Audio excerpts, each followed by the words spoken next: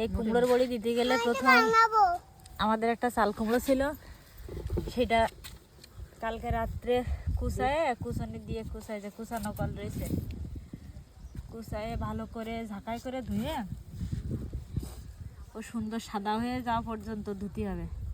ধুয়ে এবার জল ঝরানোর জন্য নেটে করে কিংবা ঝাঁকাই করে রেখে দিতে হবে। এদিক ধর। আর ডালটা ভিজায় রাখতে হবে বিকেলের দিকে, সারা রাত ওভাবে ভিজানো থাকবে। এবার তারপরে এসে সকালে ভোরের দিকে গেলে ভালো হয়, ভোরে উঠে ডালটা মারতে হবে। এখন আমরা শিলপাটা দিয়েও মারতে পারেন, আবার এটা মালসা আরো মারলে ভালো হয়। যতক্ষণ এখানে কোনো এতে দেওয়া যাবে না, জল দেওয়া যাবে না। মারার পরে এবার কুমড়া কুচানো আর এটা দিয়ে একসাথে সুন্দর করে বড় একটা পাত্র করে নিয়ে ফেটাতেই হবে একসাথে মিশায়ে। ফেটানোর কাছে অনেক কিছু নির্ভর করে, কুমড়োর বড়িটা ফুলবে কেমন, সেদ্ধ হবে কেমন, খাওয়ার টেস্ট। এবার ফেটানো হয়ে গেলে তখন একটা নিয়ে একটু জলে দিতে হবে যে ভাসতেছে কিনা।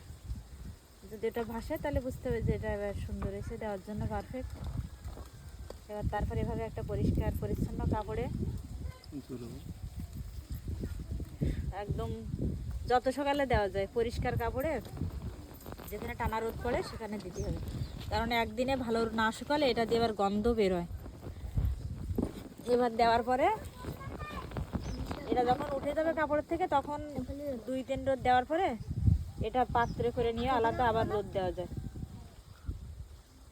রোদ দিয়ে এবার খাওয়ার প্রসেসিং হবে। এটা রান্না করার সময় আগে ভাজি করতে হবে, তেল দিয়ে ভাজি করে মাছ ঝোলের তরকারির সাথেও খাওয়া যায়, আবার নিরামিষও খাওয়া যায়, যেভাবে আপনারা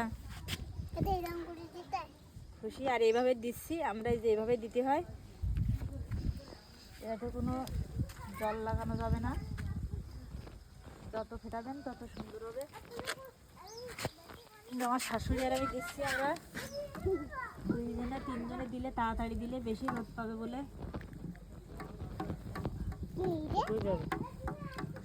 যাতে দ্রুত শুকায় একদিনের ভিতরে। আমাদের তো দিতে গিয়ে দেরি হয়ে গেছে, যত সকালে দেওয়া যায়। চলছে মনোরম পরিবেশে কুমড়োর বড়ি তৈরির পদ্ধতি আপনাদের সাথে শেয়ার করলাম। ভালো লাগলে সাবস্ক্রাইব করবেন আমার চ্যানেলটা। আমার চ্যানেলের নাম জয় মণ্ডল।